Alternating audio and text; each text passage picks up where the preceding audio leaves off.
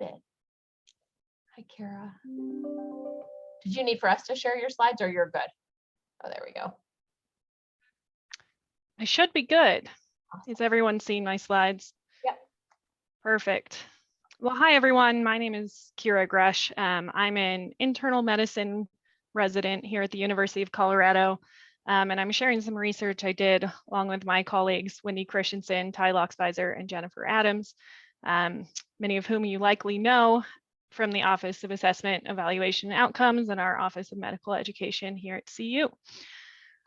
So our presentation today is on original research that we did looking at the evidence of secondary traumatic stress in medical students over the course of their third-year clinical clerkships. I first became interested in this topic when I was a third-year medical student here at CU in the Denver Health LIC. And I was reflecting on the emotional experience of processing some of the trauma my patients had been going through. And in doing so, one of my colleagues introduced me to this book, Trauma Stewardship. And it opens with this beautiful poem by Langston Hughes. And essentially, the concept of this book is how do we as providers and caregivers for individuals going through stressful events, how do we process that and manage our own emotional experience of those events? And it introduces this concept called secondary traumatic stress, which was new to me and eventually became the guidance for us doing this research.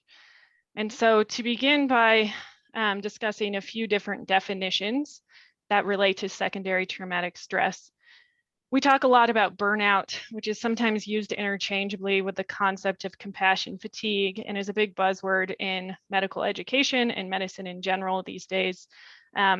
These concepts are defined as job-related stress that leads to emotional exhaustion, depersonalization, and sense of low personal accomplishment. This is differentiated, of course, from major depressive disorder, which we're all familiar with, but I want to highlight that depressive symptoms have been found to be present among 27% of medical students and 28% of resident physicians, and increases with each year of residency.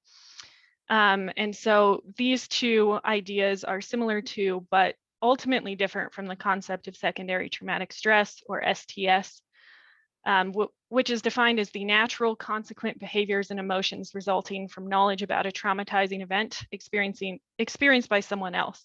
So the stress that we have resulting from helping or wanting to help a traumatized or suffering person and feeling in some cases, though we might not be able to.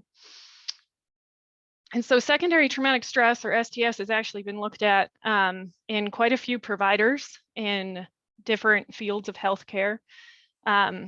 It has been shown to be present in 12.7% of emergency medicine physicians in one study, 19% of licensed social workers, 19% of mental health providers treating active military members, 22% of trauma surgeons, and in one study, 33% of emergency medicine nurses endorsed symptoms of STS. However, this has been not studied in medical students very thoroughly. There are just a few studies out there that look indirectly at the concept of STS and typically look at medical students serving very specific populations, such as refugee populations or internationally. And because of this, our team wanted to look more broadly at our medical students and look in depth at the type of curriculum and how that may affect symptoms of STS. So the aims of this study, one, were to determine if secondary traumatic stress is present among our third years here at the University of Colorado School of Medicine. Secondly, to assess how that may vary as students progress through their third year clerkships. And finally, looking in depth at curriculum type, LIC students versus traditional students in the former curriculum, and whether that curriculum type contributes to the development or progression of these symptoms. So what we did is we looked at our third year medical students over the course of 2020 to 2021. This included both LIC students and non-LIC students and was a total of 190 study participants. We administered to them the secondary traumatic stress scale, And we did that quarterly, so in June, October, January, and at the end of the academic year in April. The scale, as you can see here on the right of my slide, is a validated scale first described in 2007 by Bride. And basically, if you look through each item in the scale, it is very similar to the symptoms that we see in PTSD. And it uses a Likert rating scale in response to each of those questions. And that is what we administered at each of those time points throughout the year. And then we use multi-level growth modeling to analyze our data. And so the results of our study, the first slide that I want to show you is responding to that first aim and just trying to understand the prevalence of these symptoms among our medical students. And then also the second aim, looking at how it changes over time. In the left there, you can see the mild, moderate, high, or severe ratings based on that secondary traumatic stress scale I showed you earlier. But what I really want to highlight here is the blue bars in the graph demonstrate students who scored in the high or severe range of STS at each time point. And then green represents everybody else. And so what is most compelling you see here is from June to October, we see an increase in students in the higher severe range from 10.6% to 28.8%. And then looking more closely at time course throughout the year, we see that this graphical trend on the left there is all students who responded. And again, we see that increase looking at wave 1 and then a slow return close to normal as we head out throughout the rest of the year. On the right, it breaks it up between traditional students and LIC students, with the LIC students being in the yellow. This does show standard error bars, and as you can see, those error bars overlap, so there is no significant difference between traditional and LIC students.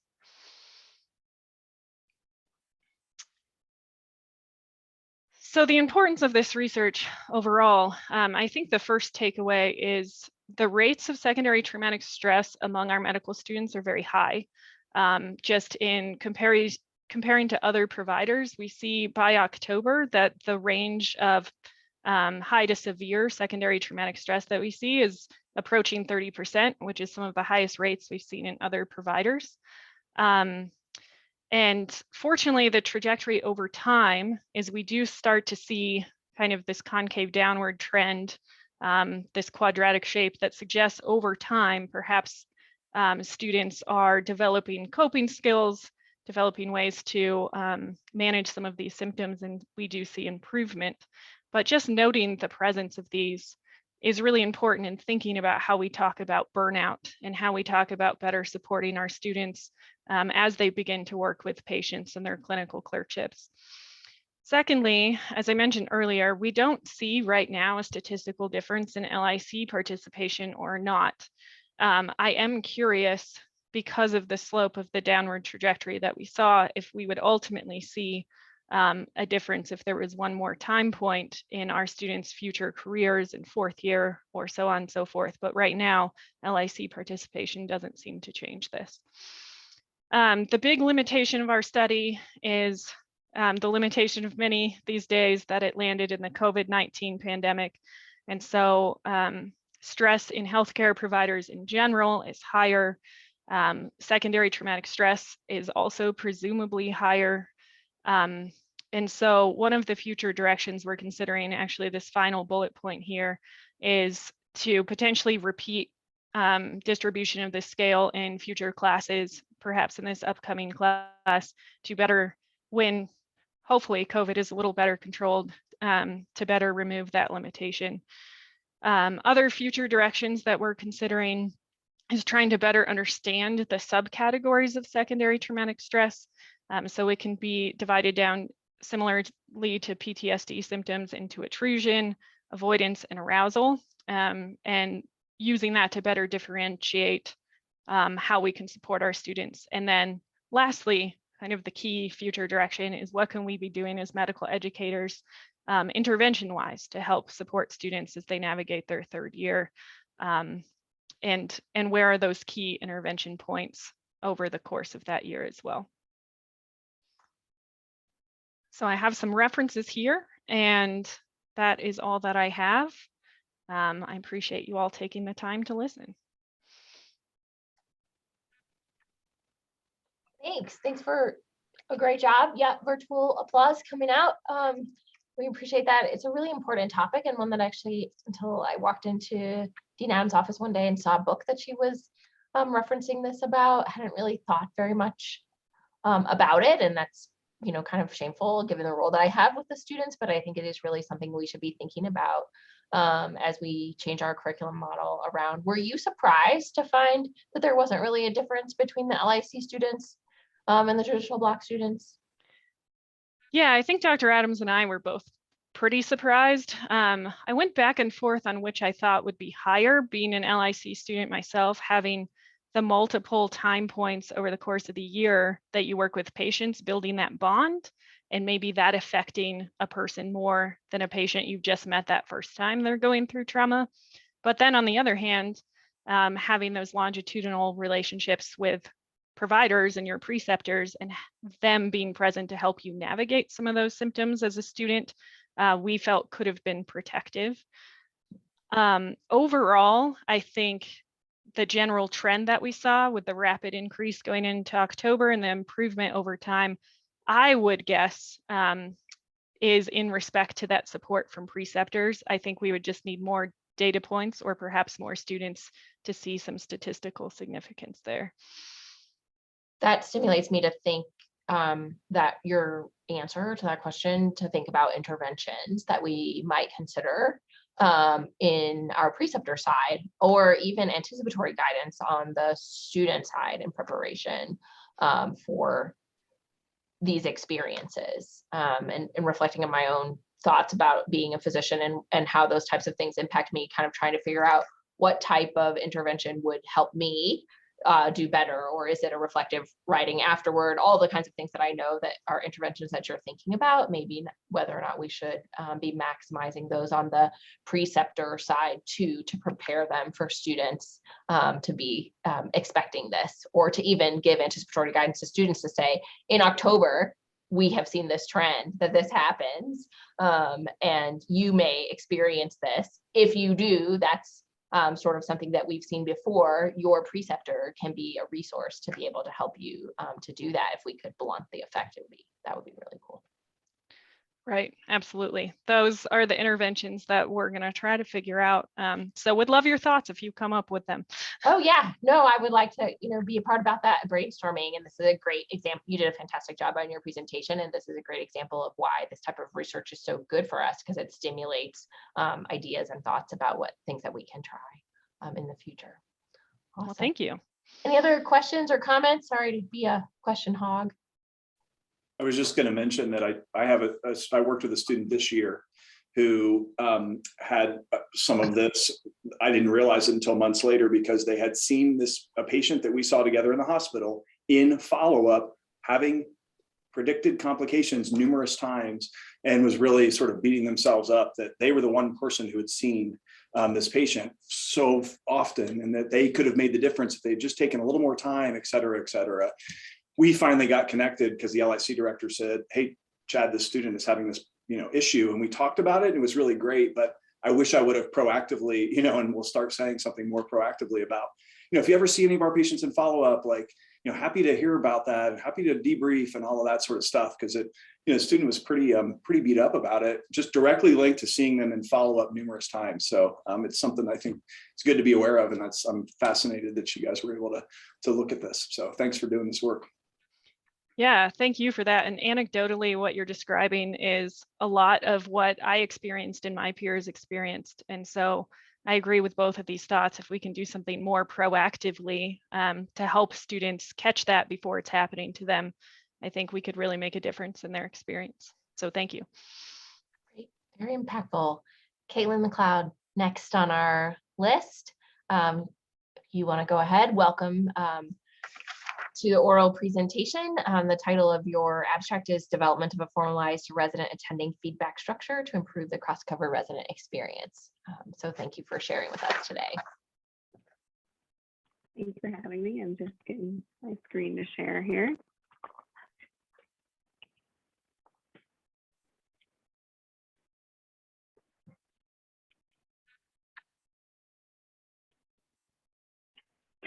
Okay. Yeah, so you already said this long title, so I won't repeat it, but I just want to acknowledge the Oh, you don't? No. Oh, hold on. I didn't actually press share, I guess. How about now? Perfect. Great. Okay. All right. So yeah, the title, development of formalized resident attending teaching and feedback structure to improve the cross-cover experience. Me, in addition to Tamir, Elizabeth Loy, Natalie Longino, Josh Raines, Christine Jones, and Julia Lyons have been working on this project over the last year. This is all done kind of through the internal medicine residency program with the Department of Internal Medicine. So the background, kind of where this project developed from, was actually kind of an authentic inquiry around how can we improve this cross-cover experience for interns in our programs, and kind of looking through the literature and who has looked at this before. It seems like there's, with the implementation of duty hour restrictions, there was more night float time assigned to residents, and that meant more time that interns and residents were covering large numbers of patients they didn't know well and not necessarily participating in daily rounds and having kind of feedback at that time. And so there's been a few studies that have looked at how has this affected resident learning, and many of them have noted that residents feel that the educational value of either like night flow and or cross cover rotations is a little bit less. They're just getting less like didactic teaching, they're getting less feedback on those rotations, even though in some instances it's the time that they have the most time in the unscheduled time in the hospital. So we wanted to look at how we could improve that. And so we designed a pilot study. There are two groups. We had an intervention group that utilized the interns that were rotating at the University of Colorado Hospital and the VA Medical Center, and then kind of comparing that to our Denver Health group. So as it stands, Denver Health has a process where the nocturnists come at a set time and kind of check in with the resident teams, but there's no formal process to debrief any decisions that have been made overnight. And so that is being compared to this new intervention theme where the interns at University of Colorado Hospital and the VA were given a structured form to complete, and attendings were expected to come to them at night and review up to 3 decisions that they made on cross cover, even things that maybe they weren't super concerned about, but just wanted to check in.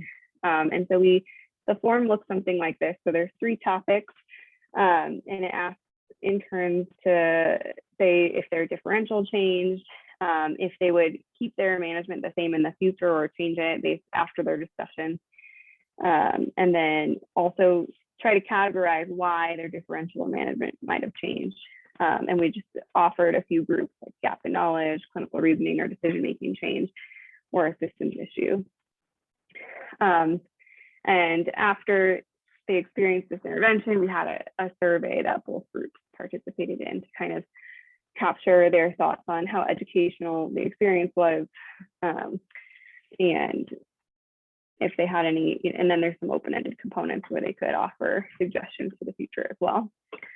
So these are kind of basic results because of the way that we designed the pilot study, but here's kind of what we have so far. So just in terms of like, were interns or residents interacting with nocturnists more? They definitely were. So at the University of Colorado and at the VA, they were roughly discussing decisions around 75% of the time, whereas at Denver Health, they might have only talked to nocturnists about 16% of the time. So we definitely increased there. And then in terms of what were they actually talking about when they were interacting, this kind of categorizes on the left here how often they were making changes. So you can see around 30% of the time, the differential for whatever clinical scenario was being discussed would have changed based on their discussion. And then roughly 40% of the time, the future management would have changed if they had that same clinical scenario in the future, and their treatment changed also around that often. When interns were asked to categorize why their reasoning was changing, you see that there's just a much bigger predominance in clinical reasoning, and kind of knowledge gap and systems issues did not seem to be a predominant factor. Okay.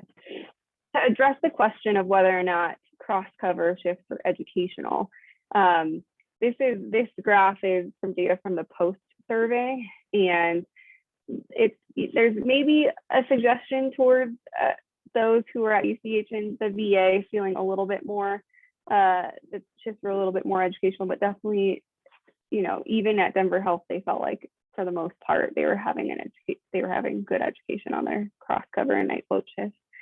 One thing that we aren't capturing in this graph is the feedback that we've gotten, and so we have a lot of actual written feedback, kind of optional feedback on these forums, where interns use phrasings like, I have increased comfort with my decision making. I really appreciated talking through the decisions, and that it was very helpful to go over decisions with attendings overnight to get that feedback.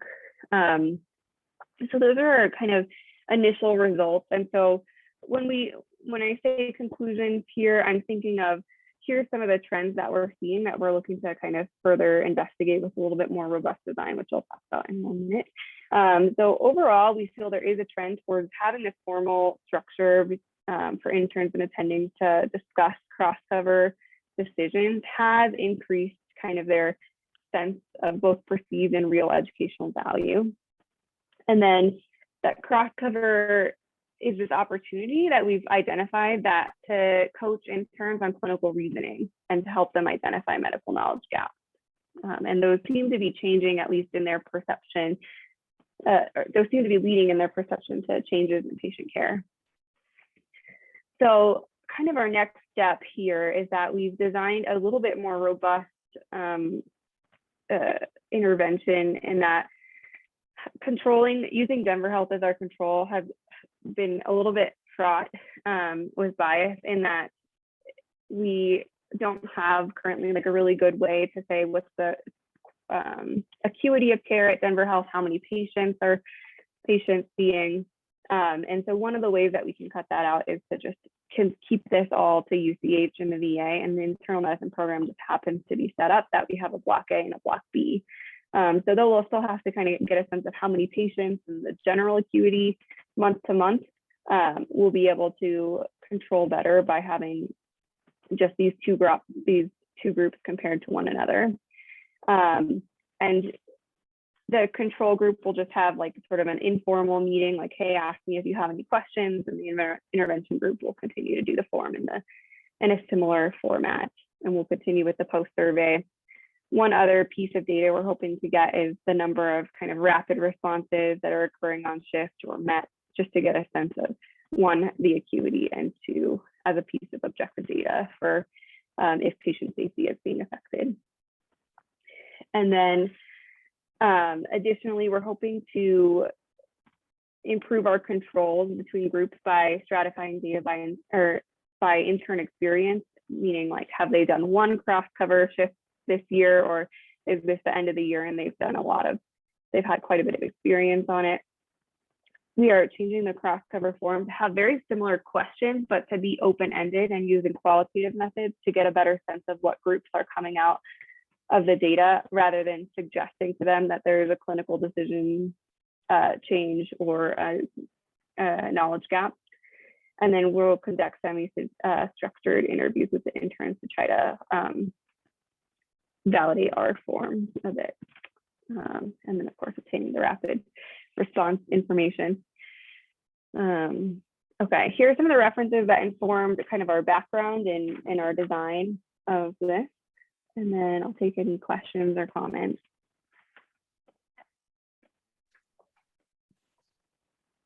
Dr. McLeod, are there any differences in the handoff tool or the handoff process that's done for cross cover at any of the 3 sites, from the daytime team to the cross cover interns? Broadly, no. The forms themselves are slightly different at each hospital, but generally people will print out their handoff, and there's, I don't think there aren't specific rules, but there isn't a whole lot of cultural difference between those 2 things. One of the structured interventions that I've seen be used before is to use that handoff tool to say what's included in there, what kind of anticipatory guidance is put in there, when do you call the attending, those kinds of things, or when, and making sure that that's standardized as well. Might be another approach. Really interesting. I was wondering too about the faculty perception of the intervention. Yeah, thank you. Yeah, and that's a great idea about the standardizing the handoffs themselves. The faculty, so we've had pretty good response from the faculty. Josh Raines has been kind of heading the University of Colorado's intervention, and then Kinnear Theobald has been helping at the VA. And our feedback from them has been they seem to be enjoying interacting with the interns as well. And we don't get perfect involvement, and sometimes we don't get a form here or there, but we've been getting pretty decent numbers of forms back based on how many interns have been doing it. So it seems feasible from their perspective. Like that's the feedback that we've gotten so far. Yeah. Great. And then the last comment, unless there are any other questions, I was going to say is that it might be nice, since you're not going to use Denver Health as your pilot control group anymore, to roll it out there so that since you've seen a positive response in terms of the interns wanting to participate, and it sounds like the attendings appreciating it well, and patient outcomes being better, to go ahead and do that if you're not going to mess up your control. Yeah, great idea. Thank you so much. All right. Great, thanks, and congratulations to you and your team again. Ellen Astor is our next presenter. I'm going to go ahead and read the title here: Building Community Amongst Medical Educators, a Model for a Medical Education Journal Club.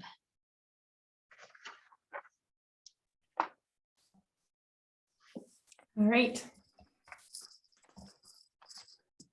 Thanks, Dr. Esther. Oh, you're going to do it? I'm going to start. No, I'm not going to do it at all. This is Ellen's project, and she deserves all the credit. And I was just going to open and give a little bit of background about how we landed in this project that Ellen deserves all the credit for. So Dr. Esther is education specialist here at the Fort Collins branch, and I'm the assistant dean.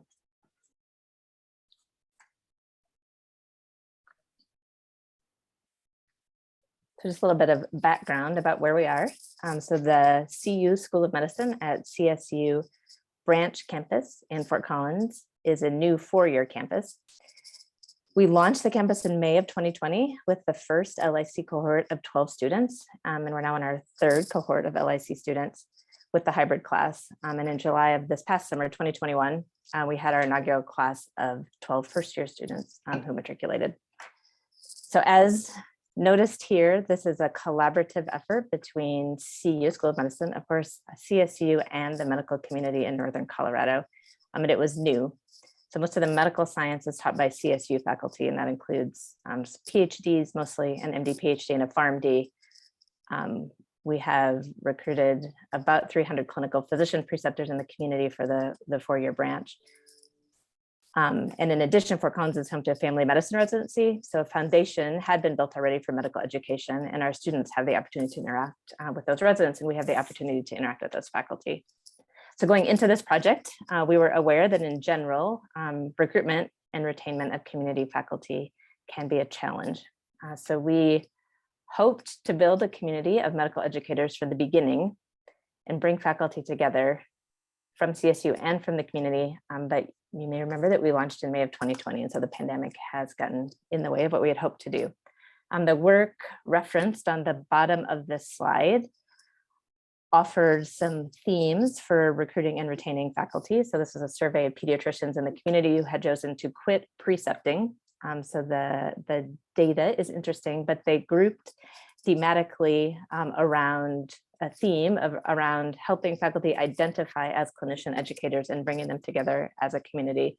So specifically, they called out building personal relationships, communicating well with the School of Medicine, and developing faculty. So those ideas led us to consider ways of expanding community for our medical educators between CSU, the medical community, and CU School of Medicine. And I will turn over to Ellen, who again deserves all the credit. It's been a collaboration, but thank you very much, Dr. Raymer.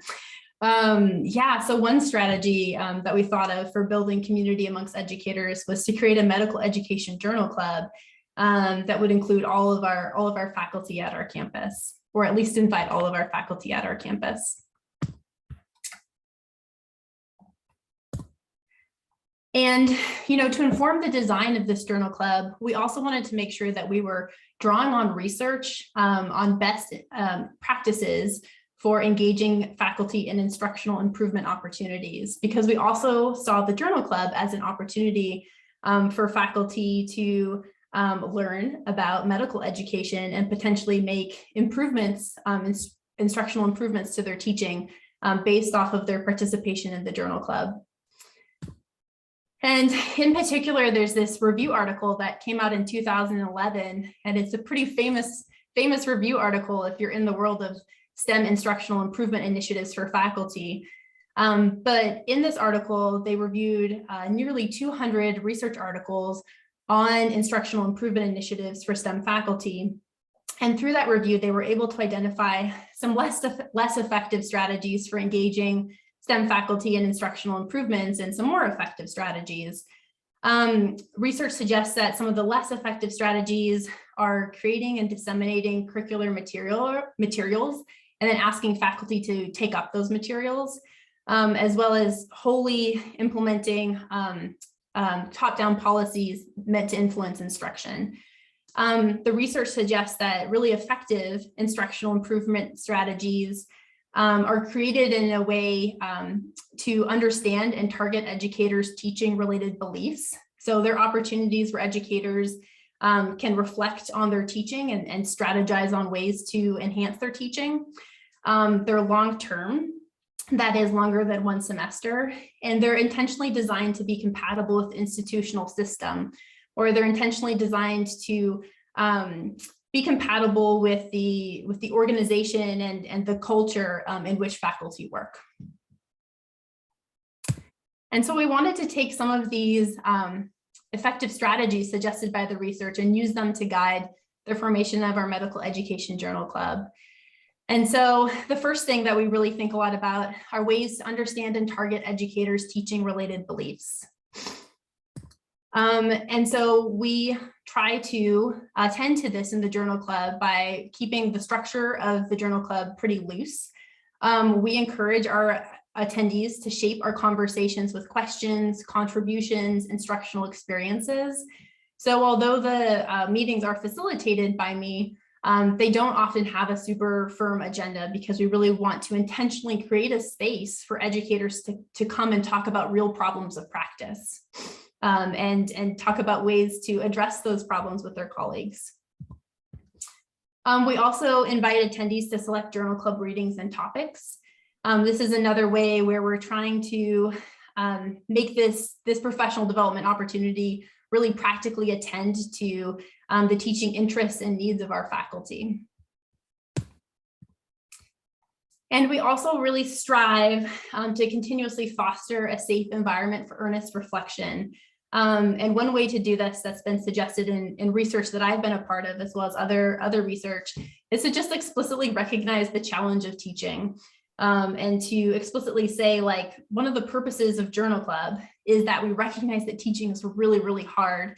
And we recognize that it can be useful to create spaces for you to talk about real problems of practice or teaching interests with your colleagues. We also took measures prior to implementing the Journal Club to design it to be compatible with institutional system, where we took measures to design it in such a way that we thought would best attend to faculty members' busy realities. And so prior to starting the journal club, I created a survey and shared a survey with all of our faculty at our campus. First of all, to just understand interest. I didn't know whether faculty would be interested in this idea or would even think it was useful. So that was really important to me.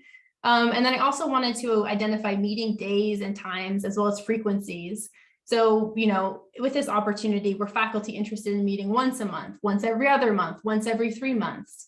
And so part of these efforts of surveying faculty are also to encourage faculty buy-in and help them see that I'm trying to intentionally design an instructional improvement opportunity that meets them where they're at.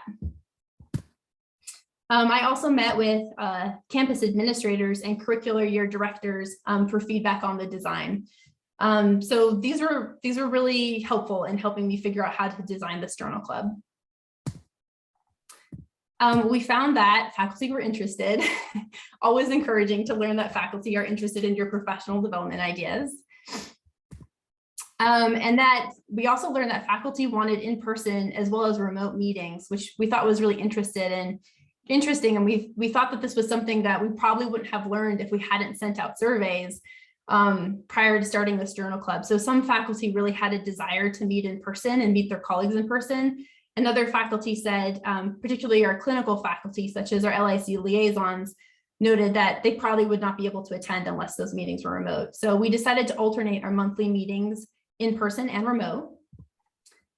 And we also found through gathering this data that monthly meetings on Wednesdays at noon worked best for our faculty. And in light of meeting over the noon hour, which is typically people's lunch hour, we decided to provide lunch for in-person meetings. So this is the first time I've ever sent a survey to sort of really intentionally design a professional development opportunity, but I'm really glad we did because I think we really learned a lot of pieces that made this opportunity more accessible. So where are we now and what are our next steps? We have received initial informal feedback and it's been pretty positive. Actually, I would say it's been overwhelmingly positive, which has been encouraging. You know, I think Dr. Reimer and I are always telling our faculty, please give us feedback for how this journal club can be shaped to better attend to your needs. You know, please give us feedback on improvements. In fact, one member recently emailed me, which was really nice, to thank me for putting work into putting this together and to say that there's been really useful content. So that's also awesome. Attendees of the 5 meetings that we were able to collect data for so far have included faculty from diverse curricular areas. So this is also encouraging because we wanted to design an event that might be accessible to all of our different faculty specialties. So attendees of at least 1 meeting have included 3 administrators, 8 clinical faculty, primarily LIC liaisons, 6 medical science faculty, and 3 residency specialists. And furthermore, 13 members have attended 2 or more meetings, which is also encouraging because it suggests that perhaps they attended 1 meeting and thought, this is useful, I would like to make time to attend another one. That said, we do not have rigorous research yet to better evaluate and understand faculty experiences in this journal club. So we just obtained IRB approval from both of our institutions last week, and we're planning a more rigorous research project over the summer to better understand faculty takeaways from participating in journal club opportunities, and to really assess, you know, is this creating a space for faculty to get to know each other and to build community around shared teaching interests? Has it been influential to faculty in helping them make changes to their teaching practice? So we're really excited to do this research project this summer. So hopefully next year I can come back and show you more data. So far, these have been our readings. Our February journal club was just last week. Of the 6 meetings we've had so far, 3 of the meeting topics have been selected by journal club members, which I think has also been cool and encouraging. And that is it. So yes, we'll take any questions now. or comments or ideas for future research directions? Thanks, Dr. Esther. One of the things I think about right away is the impact that this has on the actual output of the teaching. And if there's a way to capture what the educators are saying that they have incorporated based on the journal club that you've done. And if even if I don't know if students would recognize that, that's probably a further down the line type of outcome. And the other is if there's an interest in, kind of spreading it broader to, a bigger education community from there. Yeah, definitely. I'm really glad you mentioned that. That is one of the pieces we're going to ask in this survey that we send out is we're going to ask faculty to make any comments on how this has informed their instructional practice or how they see themselves as educators. So that's an awesome suggestion. And I always like the idea of making communities bigger and stronger. Well, I bet there's probably a critical mass that might get too big where, you need enough people to participate, but then you want people to feel comfortable saying, I always feel uncomfortable in the big ID journal clubs if I don't know the answer. So making sure people feel safe saying something they don't know. One strategy that I've seen used before that's useful for me if I'm less willing to participate is to be forced at the end to put down what take-home thing I'm going to apply based on what we learned during that session.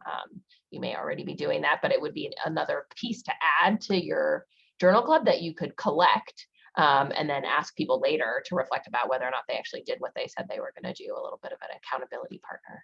Yeah, that's awesome. I've also partnered with the Colorado State University Tilt Teaching Center. They have an initiative right now where if you're a CSU faculty member and you attend a professional development opportunity and you make changes to your teaching, and then you submit a reflection on your teaching, you can earn a certificate in that domain. So you could earn a certificate in inclusive teaching, or you could earn a certificate in like active learning. I don't think those are the correct categories, but those are examples that I can think of.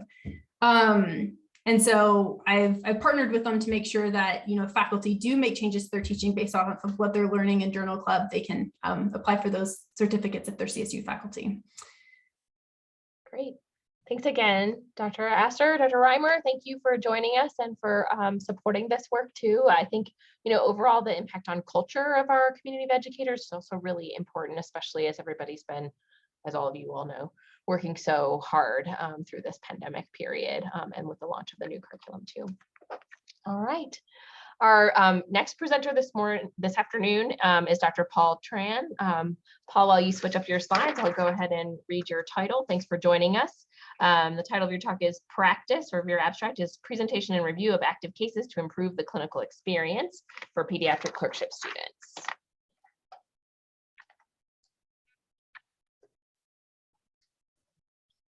All right. Thank you so much for this opportunity. Again, my name is Paul Tran. I'm one of the GI fellows, a third-year GI fellow at Children's, and I'll be presenting Practice for Clerkship Students, which was done as a fulfillment of the Teaching Scholars program here on campus. So I want to introduce you to the RHYME scheme, which many of you are familiar with.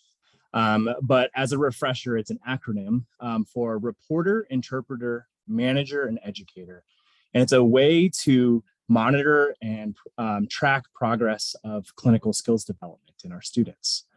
As part of my needs assessment for this project, we looked at pediatric clerkship students in the past 3 years, and we see, probably not uniquely to pediatrics, but to all clerkships, that students develop clinical knowledge primarily through chance clinical exposures and through the lectures that they receive during their clerkship. And we see a gap that not all students are able to integrate the knowledge that they learn and then practice the progression within the RHYME framework. They may be exposed to something that they don't actually get to apply in practice. So what was our aim?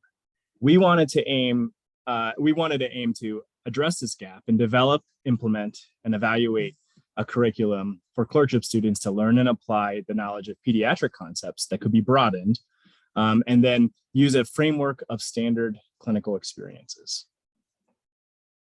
So what does that look like?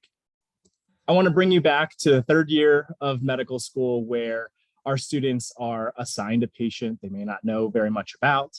They may present that patient on rounds, have formal rounds discussion, informal teaching, and then they wrap up with a document with a note at the end of the day that synthesizes their knowledge.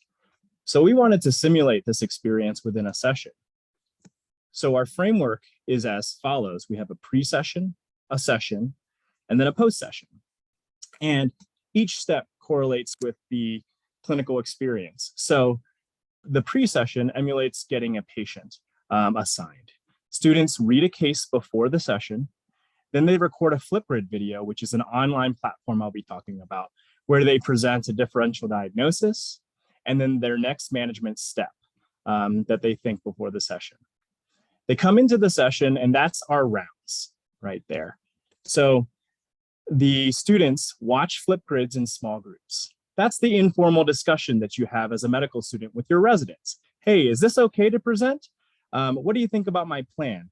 They develop as a group their differential and their plan to present to the larger group, their rounds.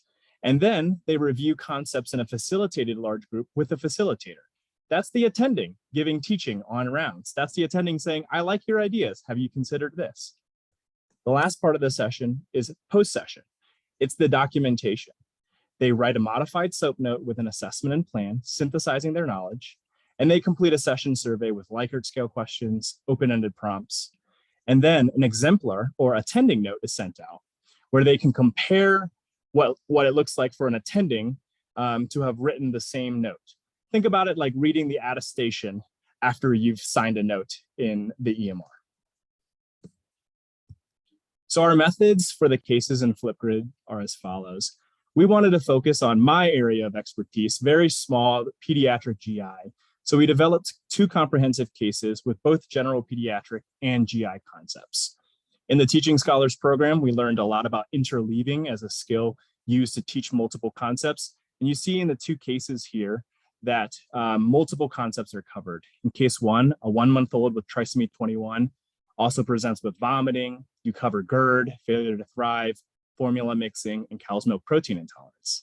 In case 2, that same patient comes back a year later, now with constipation, hematochezia, abdominal pain, and anemia. I mentioned Flipgrid. This is a free, easy to use platform that is run by the Microsoft Corporation. And it is something that's been used in elementary education, secondary education, even up to college education. If you have children, they probably have used Flipgrid in the past 2 years in school. And it's not really well described in the medical education literature. When I say simple and easy to use, it's for both the students and the facilitators. Here's a facilitator view right here where you see students who have submitted their videos. You can see a view count, you can see a date. So you can see, did they send something in on time? Did they send it in the day before, or was it the morning of? And then if you look at the right, you see hidden straight down in a line. The cases or the video submissions are actually hidden by default, and the facilitator has to go in and activate them. So you can really ensure the privacy of students within a clerkship rotating together. You can leave them active. And students on the student view, when videos are activated, see this. They do not see other videos if none are activated. They can see all of the students in their cohort at the same date. And then after that session, the facilitator can hide them, and they no longer are able to access the videos. In this format, it's different from Zoom because the videos stay up.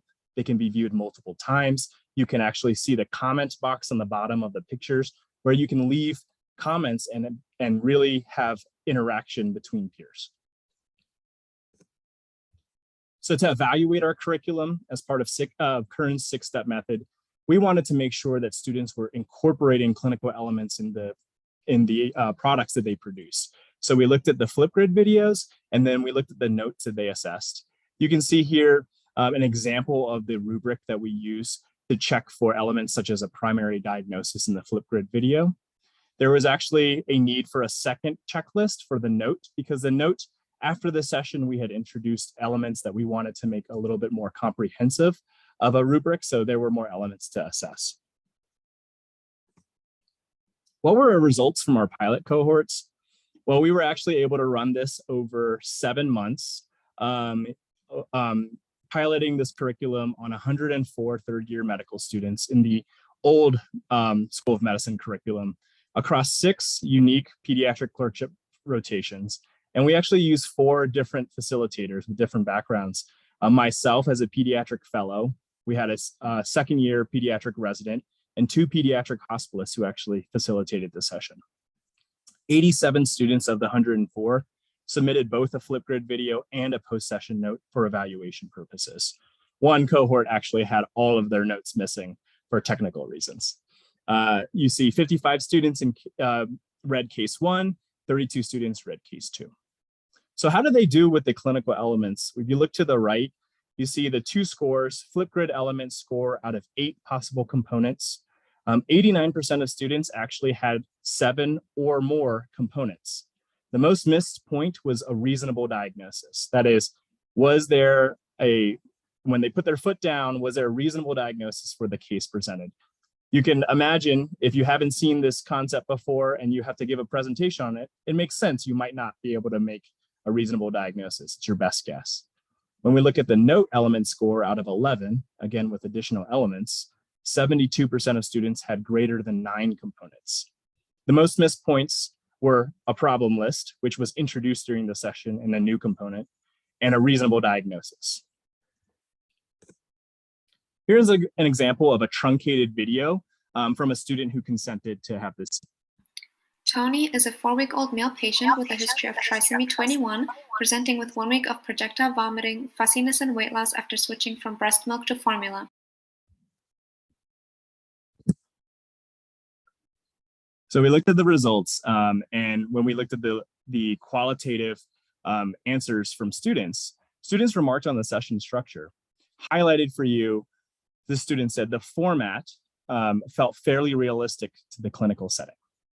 And then another student said, I think that this process is key to clerkships, but it's often not sufficiently emphasized using a traditional didactic lecture-based format. This structure really pushed us into an application-based mindset.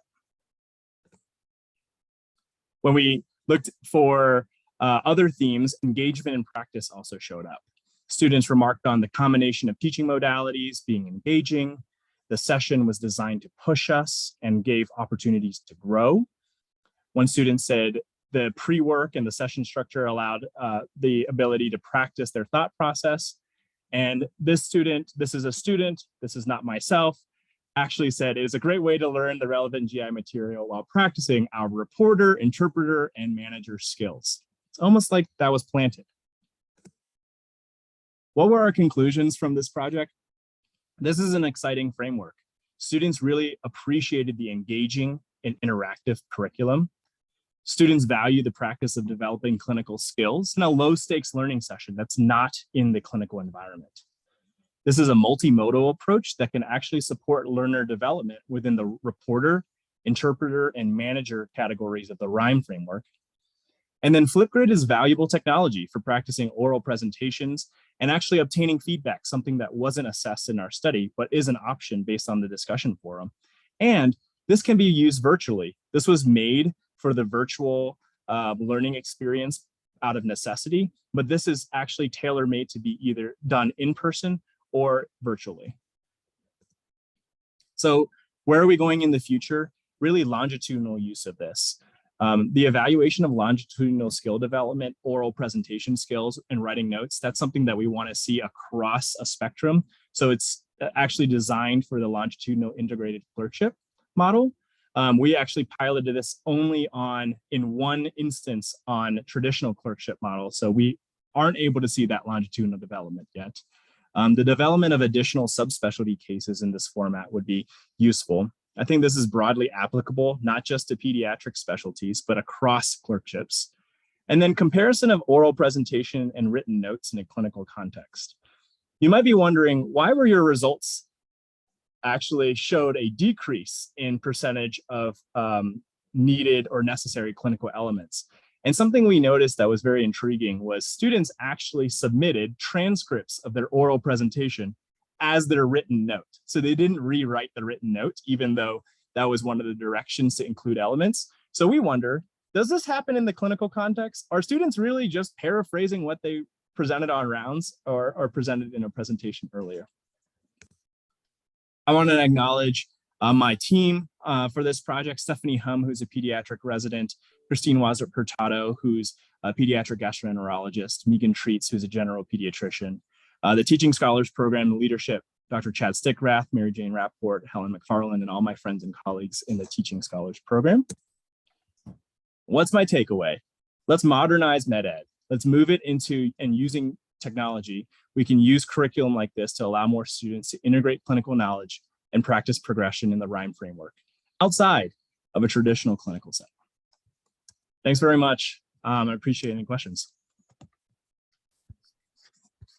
Thanks, Dr. Tran, for your presentation and for this work. I wonder about your thoughts on how you would use Flipgrid, say, with more advanced learners. Thinking about that, pushing the technology limit, where would you take Flipgrid next? Yeah, I think one of the great things is, what is the last missing part? We said RIM. What about education? Can you have a modular curriculum where you're actually teaching residents how to give chalk talks using Flipgrid? Can we use this technology to move students now into the educator of the RHYME framework? I think that's definitely possible, just given the ease and the accessibility of the platform. And do you encourage students to use this when they're practicing their presentations, maybe before they present in front of their attending for a higher stakes assessment? Something that we didn't encourage in this curriculum, but very interestingly, in the surveys that were noted, we did ask, would you use Flipgrid again to practice your oral presentation? And the overwhelming majority said yes. And they remarked that it's kind of like Zoom, except on Zoom, it's clunky to record yourself. And here you can actually just record yourself on your phone. It's something that's very easily accessible across platforms. So something that certainly could be encouraged. Great. Other questions or comments? The place that I've used Flipgrid is actually in self-evaluation of teaching skills. So having a recording sort of in the team room or in a small group session where it's the faculty member who's being assessed with a Flipgrid, and then using that to debrief about how to improve your skills later. We don't do a good job of knowing how well we're doing. And as faculty or resident and fellow teachers, I think it's rare for us to get directly observed by somebody other than the students who are in the room with us. Yeah, all right. Well, thanks again to all of our fantastic presenters, and congratulations to all of you.